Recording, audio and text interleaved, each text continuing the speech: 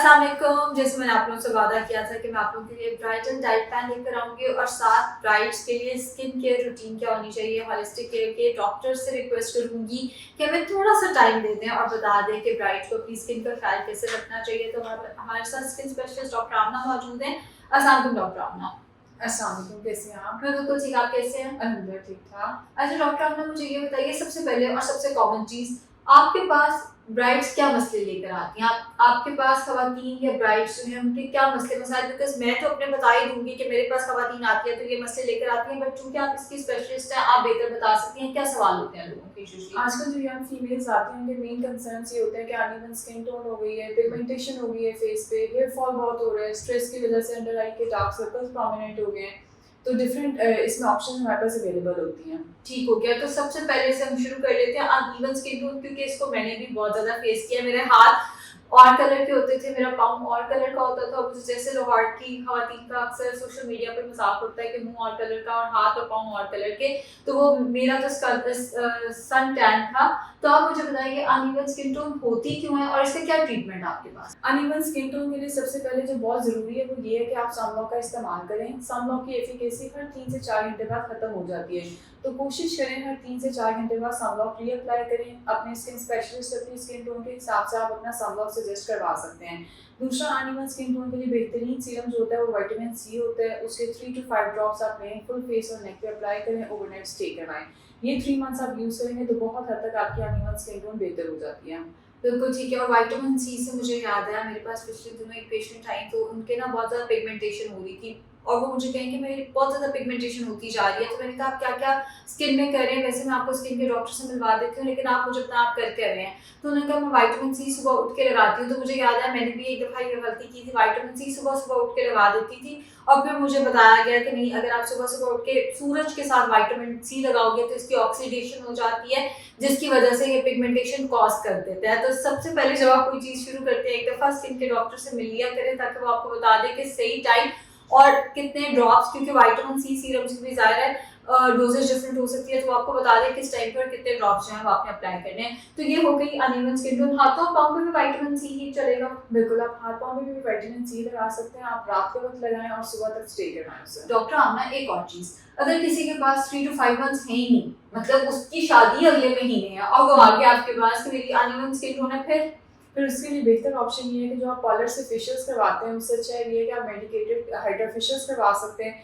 जो hydra facials होते हैं उसके अंदर मेडिकेटेड सीरम्स यूज़ कर रहे होते हैं हम, जिसमें 3 बेसिक सीरम्स होते हैं, vitamin C, hyaluronic acid, salicylic acid. ये आपकी स्किन अच्छे से क्लींस करती है, black and white heads remove करती है और अच्छे से ग्लो एक फेस पे लेके आती है। तो ये तो हो गया फेस के लिए। और हाथ और पाँव के लिए अगर टाइम नहीं है फिर क्या करें? फिर आप केमिकल पीस करवा सकते हैं या पिगमेंटेशन लेजर करवा सकते हैं। अगेन उसके सेशंस रिकमेंडेड होते हैं, लेकिन देखें जिसके पास टाइम कम है वो 2 to 3 सेशंस के अंदर 50-60% इंप्रूवमेंट एक्सपेक्ट कर सकता है हमसे। बिल्कुल ठीक है। तो अगर टाइम है तो फिर आप अच्छा सा अपना स्किन केयर ट्रीटमेंट स्टार्ट करा सकते हैं, जिसमें जैसे डॉक्टर आमना ने बताया कि विटामिन सी ज़्यादा हो, कोई लंबी चौड़ी लिस्ट नहीं है, लेकिन अगर टाइम नहीं है तो आप ये ट्रीटमेंट्स करा सकते हैं। इसके बाद अगली चीज़ हमने बात की थी पिगमेंटेशन की। अब अनइवन स्किन टोन और चीज़ है और पिगमेंटेशन और चीज़ है। किसी के यहाँ पे पैचेस हैं, यहाँ पे पैचेस हैं या पैचेस पड़ गए हैं या कोई पिगमेंटेशन है, उसका क्या ट्रीटमेंट होगा या क्या उसका होगा टाइम? सबसे पहले उसके लिए ज़रूरी है कि हम देखें अंडरलाइन कॉज क्या है। बहुत से पेशेंट्स की पिगमेंटेशन आपको सनब्लॉक नहीं अप्लाई करे उसकी वजह से आयरन डेफिशिएंसी के साथ एसोसिएटेड होती है, फेरिटिन डेफिशिएंसी के साथ एसोसिएटेड होती है। तो बेहतर ये है कि आप एक दफ़ा डॉक्टर को कंसल्ट करें, वो आपका पिगमेंटेशन का कॉज रूल आउट करें, उस हिसाब से वो आपको पूरा एक प्लान बना के दे सकते हैं साथ। अच्छा, तो इस केस में हमें पिगमेंटेशन जो है वो अंडरलाइन कॉज के हिसाब से हम देख सकते हैं। अच्छा, मैंने सुना है कि पिगमेंटेशन एक दफ़ा हो जाए वो ठीक नहीं होती। वो डिफरेंट टाइप्स होती हैं। अगर मिलाज़मा हो तो ऑफ कोर्स वो थोड़ा रिकवर करने में टाइम लेती है, लेकिन वो भी मेसोथेरेपी से बहुत हद तक हम लाइट कर सकते हैं उसे। अच्छा, ठीक हो गया। एंड तीसरी हमने चीज़ जो डिस्कस की थी वो क्या थी doctor Amna? Hair fall, dark circles. हाँ जी, डार्क सर्कल्स की बात कर लेते हैं डॉक्टर आमना। डार्क सर्कल्स के जैसे मेरे पास भी पेशेंट्स आते हैं मेरी वीडियोस देख-देख के, रात को तो डार्क सर्कल्स बढ़ जाते हैं, तो रात को मोबाइल यूज़ करने की वजह से और भी बहुत सारे रीज़न्स हैं। तो डार्क सर्कल्स के लिए फिर क्या किया जाए? डार्क सर्कल्स की भी डिफरेंट कॉजेज़ होती हैं। आप अपने कॉज रूल आउट करें कि अगर आपका स्लीप पैटर्न डिस्टर्ब है, आपको स्ट्रेस की हिस्ट्री है या आपका स्क्रीन टाइम बहुत ज़्यादा, आप मोबाइल बहुत ज़्यादा इस्तेमाल करते हैं, तो सबसे पहले अंडरलाइन कॉज अपना ट्रीट करवाएं। उसके बाद जो कॉस्मेटिक ट्रीटमेंट्स में हम कर सकते हैं वो topical creams, topical serum suggest कर सकते हैं, लेकिन उसका भी कोर्स 6 to 8 मंथ्स का होता है। अगर ब्राइड्स हैं वो जल्दी जल्दी ट्रीटमेंट लेना चाह रही हैं, अच्छे रिजल्ट्स चाह रही हैं, तो फिर ऑप्शंस में हम पीआरपी की तरफ जा सकते हैं। आप अंडर आई पीआरपी करवा लें 3 to 4 सेशंस, या अंडर आई मीजोथेरेपी आप करवा सकते हैं। और अगर आपकी सनकन आइज है, आप अंडर आई फिलर करवा सकते हैं, वो 8 months to 1 year तक आपके लास्ट करते हैं। ये मैंने एक दफ़ा फिलर होते देखा था बहुत पहले, आई गेस 2018 में, जब मैं एक क्लिनिक पे काम करती होती थी, तो वहाँ पे इंग्लैंड से एक खातून आई थी जिन्होंने ये फिलर कराया था। तो काफ़ी जो डार्क सर्कल्स के लिए था, पता नहीं उसका क्या नाम था, ट्रफ करके कुछ था, पर वो बहुत अच्छे उसके रिजल्ट्स थे, तो ठीक हो गया। सो ये हो गया हमारे अंडर आइज के लिए। एंड हेयर फॉल के लिए, हेयर फॉल के लिए भी देखिए डिफरेंट कॉजेज होते हैं, आपका किस वजह से है। बेहतर होता है कि आप उसके लिए पहले अपनी रिपोर्ट्स करवा लें। लाइक आप सीबीसी अपना लेवल चेक करवा सकते हैं, विटामिन डी का लेवल चेक करवा सकते हैं, फेरिटिन बायोटिन लेवल्स चेक करवाएं। उसके अलावा फिर हम आपको टॉपिकल शैम्पूज रिकमेंड कर सकते हैं, कंडीशनर होते हैं जो आपकी हेयर फॉल को बहुत हद तक बेहतर कर सकते हैं। लेकिन अगर आप जल्दी जल्दी रिजल्ट्स चाह रहे हैं, फिर आप पीआरपी की तरफ आ सकते हैं, हेयर मीजोथेरेपी होती है उसकी तरफ आ सकते हैं, और एक्सोसोम्स की वो आप करवा सकते हैं। क्योंकि मुझे याद है जब मैंने केराटिन कराया था आज से साल पहले, तो मेरा हेयर फॉल बहुत बुरा शुरू हो गया था। फिर मैं आप लोगों के पास ही आई थी और सारा आप लोगों ने देखा था, बाल टूट, ये भी चेक किया था बाल टूट कैसे रहा है, हाथ लगा के एक टूट रहा है, 2 टूट रहे हैं, इकट्ठे कितने बाल आ रहे हैं, जड़ से निकल रहे हैं, कैसे टूट रहे हैं, एंड किस तरह से उसकी वो थिन हेयर है या कैसा हेयर है, फाइन हेयर, वो भी चेक करके फिर एक पूरा मेरा कोर्स, क्योंकि मुझे याद है मुझे ये बताया गया था कि सल्फर शायद आपकी जड़ों के अंदर रह जाता है जब आप केराटिन कराते हैं। चूंकि अब मीडिया पे आना होता है तो बाल इस तरह से छोड़े नहीं जा सकते, ये जो डैमेज हुए हैं ये भी केराटिन के बाद ही हुए थे, हेयर डाई करा के। तो फिर मुझे याद है मुझे एक शैम्पू दिया गया था, एक कंडीशनर भी दिया गया था, वो कुछ कैप्सूल्स दिए गए थे जो बालों में, विद इन अ मंथ मेरा प्रॉब्लम काफी हद तक बेहतर हो गया था। जो जल गए वो तो जल ही गए, लेकिन वैसे वो काफी हद तक बेहतर हो गया था। अच्छा, लेजर, ये मुझे ना एक चीज का दुख है कि मेरे जमाने में लेजर इतना कॉमन नहीं था। ब्राइड्स के लिए लेजर कराना ये कैसा है? एक मुझे खुशी इस चीज की है, लोगों में अवेयरनेस आ गई है, लोगों को पता है कि लेजर सेशन पूरी उम्र वैक्सिंग कराने से उससे आपका बर्न होने का डर होता है। मेरा भी एक हुआ है यहाँ पे। सो पूरी उम्र वैक्सिंग कराने से, पेनफुल ट्रीटमेंट से बेहतर है कि आप एक ही दफा लेजर के सेशंस ले लो, उससे आपका काफी हद तक जो बाल है वो कम हो जाता है। तो क्या है ये लेजर? लेजर में भी देखिए परमानेंट हेयर रिमूव नहीं हो जाता, परमानेंट आपका हेयर रिड्यूस हो जाता है। लेकिन वैक्सिंग जैसा आपको पता है पेनफुल प्रोसीजर है, एक परमानेंट सोल्यूशन नहीं है, इसमें रैश के चांसेस होते हैं। ब्राइड्स आती हैं कि 3 दिन पहले हमने शादी से वैक्स करवाई है और इस वक्त पूरे फेस पे बर्न हो चुका है या रैश हो चुका है, याद होगा आपको भी। हाँ, मेरी शादी पे मेरे साथ क्या हुआ था, जब मैंने वैक्स कराई थी मेरे पूरे फेस पे व्हाइट कलर के दाने निकल आए थे, जिसपे पस पड़ी हुई थी, गर्दन में पूरी, शोल्डर्स पे। फिर मेरी कजन है डॉक्टर फरा, तब तो वो डॉक्टर फरा को ही दिखाया था, डॉक्टर फरा ने मुझे क्रीम लिख के दी।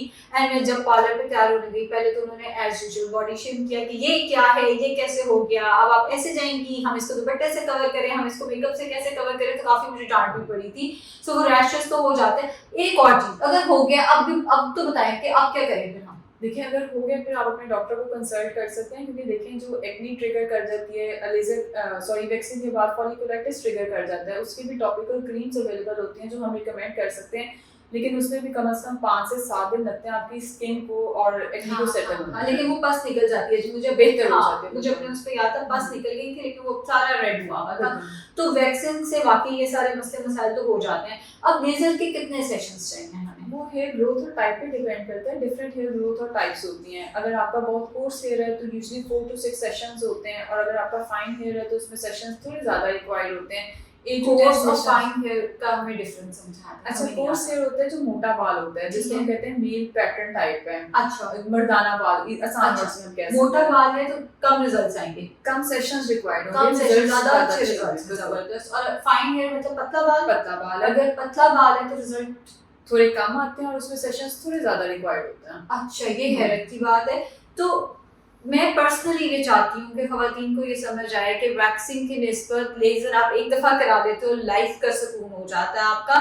अब अगर शादी ही लेट से महीने बाद है और हमें आज ख्याल आया कि ये तो हमने कराया ही, ये तो हमारा रह गया है, तो फिर इसका हम क्या कर सकते हैं? जिसे हम स्टार्ट कर सकते हैं 15 डेज के गैप पे अपने 2 सेशन स्टार्ट करवाएं, फिर आप मेंटेनेंस ले सकते हैं। शादी और 2 सेशन से बाल खत्म हो जाएंगे? बाल खत्म नहीं होंगे, बहुत हद तक रिड्यूस हो जाएंगे। लाइक 1 मंथ का गैप आपका बहुत हद तक हेयर फ्री हो जाएगा। अच्छा, ठीक हो गया। सो एक तो हमने लेजर को डिस्कस कर लिया, फेस पिगमेंटेशन आ गई, बालों का मसला आ गया। फेस पे हम वापस दोबारा आएंगे, क्योंकि जब हम शादी की शॉपिंग कर रहे होते हैं, जब हम रात को जी डांस पार्टीज चल रही हैं, डांस प्रैक्टिस चल रही है और वो सारा कुछ, तो उसमें फेस बहुत ज़्यादा इफेक्ट होता है। आपकी आंखों से नींद नज़र आ रही होती है, आपके फेस पे थकावट नज़र आ रही होती है। अब पार्लर तो हम जा सकते हैं जी, हम कोई फेशियल करा लेंगे, सारा कुछ करा लें, तो उसमें और मेडिकेटेड फेशियल्स, इनमें डिफरेंस क्या है?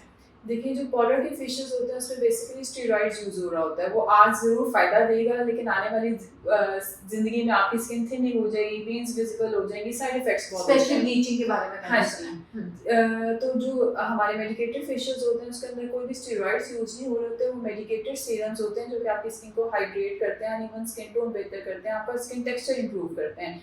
तो अगर आप साइड इफ़ेक्ट्स के कोई फ्री करवाना चाह रहे हैं तो आप बिल्कुल मेडिकेटेड फेशियल्स करवा सकते हैं। मेरे पेशेंट्स तो रहे थे। अब पिछले दिनों आपको याद होगा, मेरे पास एक केस ऐसा आया हुआ था कि पेशेंट ने बहुत अच्छा वेट लॉस किया, कोई 10 केजीज वेट रिड्यूस किया, एकदम उनकी निकाह की डेट डिसाइड हुई और उनका कंसर्न था मेरे बाजू, मेरा पेट, मेरे थाइस किसी तरह कम कर दो, चाहे मुझे काट दो डॉक्टर आयशा प्लीज। हालांकि मैं डॉक्टर नहीं हूँ, मैं कहती होती हूँ मैं डाइटिशियन हूँ, मैं एमफिल फूड एंड न्यूट्रिशन हूँ, डॉक्टर्स और हैं, ये डॉक्टर्स हैं, ये आपको बता सकते हैं। तो वो कुछ कर दो मेरा, तो फिर मैंने आपके पास उन्हें भेजा था कि आप डॉक्टर आमना से डिस्कस करें।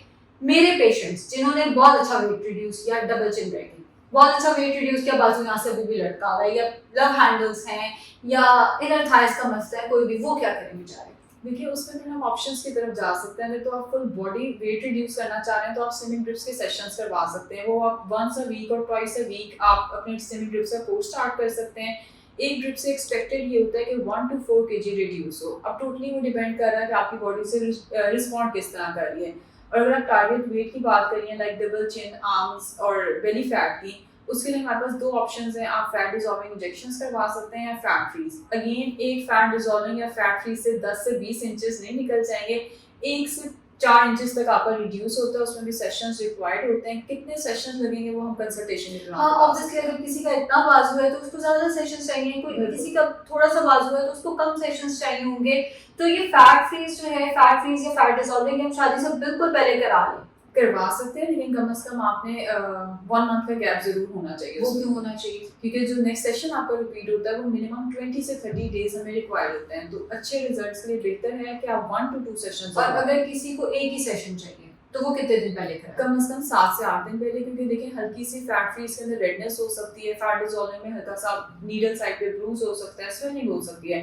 तो बेहतर ये है कि ये वाले ट्रीटमेंट्स आप 1 वीक टू कम से कम 7 to 10 डेज पहले जरूर करवा लें। ठीक हो गया। और आप ग्लोइंग ड्रिप्स के बारे में, जो मेरी फेवरेट ड्रिप्स हैं, ग्लोइंग ड्रिप, क्योंकि मैं खुद भी कहीं ना कहीं ग्लोइंग ड्रिप्स लगवा लेती होती हूँ। इन्हें, मुझे ये लफ्ज़ पर्सनली नहीं पसंद, स्किन वाइटनिंग ड्रिप्स मुझे पर्सनली नहीं पसंद, लेकिन इन्हें स्किन वाइटनिंग ड्रिप्स भी कहा जाता है। वाइटनिंग की चीज़ से प्लीज़ बाहर नहीं कराएं।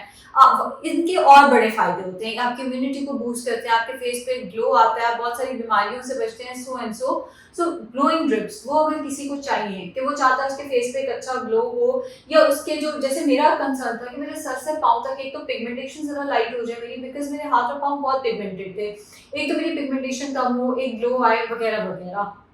तो अगर कोई ग्लोइंग ड्रिप्स पे आना चाहता है उसको कितने सेशन चाहिए? सेशंस यूजुअली डिपेंड कर रहा होता है आपकी स्किन टोन और टाइप किस तरह की। यूजुअली ये 5 to 10 सेशंस का कोर्स होता है, वो भी आप वीकली या ट्वाइस अ वीक लगवा सकते हैं। वो डिपेंड कर रहा होता है कि आपकी मेडिकल हिस्ट्री किस तरह की है। लाइक अगर यंग पेशेंट है वो ट्वाइस अ वीक भी लगवा सकते हैं। अगर पेशेंट की एज ज़्यादा है, कोई उनका अंडरलाइन साथ मेडिकल इशू है, ब्लड प्रेशर, शुगर का मसला है, फिर हम ड्यूरिंग कंसल्टेशन में गाइड कर देंगे कि आपका ट्रीटमेंट प्लान किस तरह का है। बिल्कुल ठीक है। तो वाइटनिंग ड्रिप्स या स्किन ग्लोइंग ड्रिप्स भी हमने डिस्कस कर ली, स्लिमिंग ड्रिप्स भी, फैट डिसॉल्विंग इंजेक्शंस भी आपके पास ऑप्शन है, फैट फ्रीज भी आपके पास ऑप्शन है।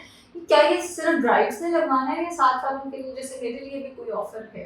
साथ वाले भी बिल्कुल जरूर मैं लगवा हाइड्रा सकते करा हैं। सकती हूँ, करवा सकते हैं मैं बिल्कुल। हाइड्रा करा सकती हूँ। एंड एक और भी है जो मैं कराती हूँ, कार्बन लेजर। बिल्कुल। वो वैसे तो ऑब्वियसली थोड़ा ऑफ टॉपिक हो जाएगा, लेकिन मुझे मेरे व्यूअर्स को बता दें एक दफ़ा कि उसके क्या फ़ायदे हैं, वो आप मेरा क्यों करती हैं हर दफ़ा?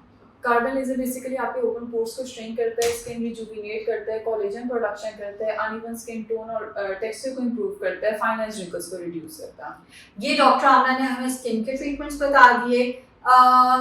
वो जो मैंने पिछली एंडिंग दी थी ना, एना, वो यहाँ पे लगा देना, और साथ में मैं एक लाइन और बोलने लगी। ना सिर्फ ये कि होलिस्टिक बहुत अच्छे वेट लॉस के पैकेजेस दे रहा है ब्राइड्स के लिए, बहुत अच्छे लेजर के पैकेजेस दे रहा है, बहुत अच्छे स्किन के पैकेजेस दे रहा है, साथ साथ टीथ वाइटनिंग जो कि मैंने अभी भी कराई थी है, टीथ वाइटनिंग के भी बहुत अच्छे पैकेजेस दे रहा है। ब्राइड्स के लिए एक फुल पैकेज है। अगर आप शादी से पहले बिल्कुल अच्छे से तैयार होना चाहते हैं तो आप हमें विजिट कर सकते हैं। शुक्रिया।